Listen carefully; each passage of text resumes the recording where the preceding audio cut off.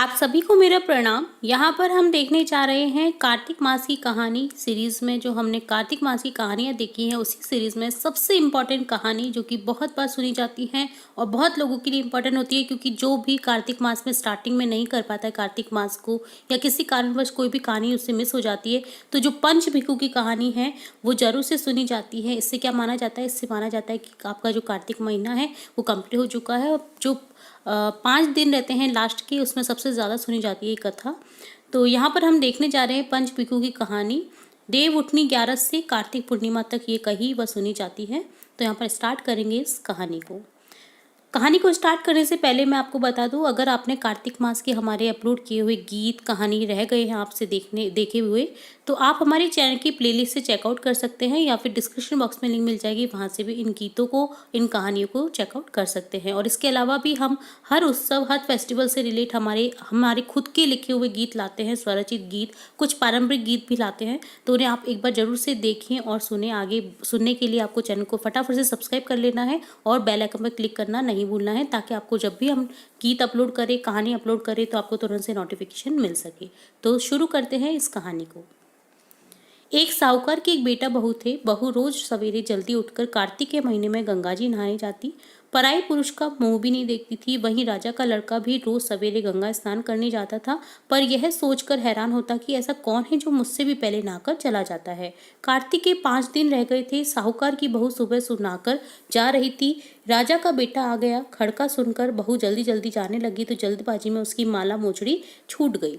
बेटे ने माला मोचड़ी देखकर सोचा, जिसकी माला मोचड़ी इतनी सुंदर है वह खुद कितनी सुंदर होगी। अब तो राजा ने सारी नगरी में हेला पड़वा दिया कि यह माला मोचड़ी मेरे पास है, यदि वह 5 दिन मेरे पास आएगी तब मैं माला मोचड़ी दूंगा।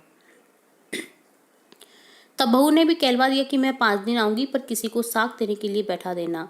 राजा गंगा जी पर बिछावन करके एक तोते को पिंजरे में टांग कर बैठ गया। बहू आई, पहली पीढ़ी पर पैर रखते हुए बोली, हे कार्तिक ठाकुर, राय दामोदर, पांचों पाड़ों छठे नारायण, भीष्म राजा, उस पापी को नींद आ जाए। मुझ में सत है तो मेरा सत रखना। राजा को नींद आ गई। वह नहा धोकर जाने लगी तो तोते से बोली, सुआ सुआ सूफटा गले घालूंगी, हार साग भरिए मेरा वीरा। सुआ बोला, कोई वीरा भी साग भरता है क्या? तब वह बोली, सुआ सुआ सूपटा पग घालूंगी, नेवट साग भरिए मेरा देवर। तोता बोला, अच्छा भाभी, मैं साग भरूंगा। वह कहकर चली गई। राजा हड़बड़ाकर उठा और तोते से पूछा, वह आई थी क्या? वह कैसी लगती है? तोते ने कहा, आबा की सी बिजली, होली की सी झल, केला की सी कामड़ी, गुसाब की सरंग।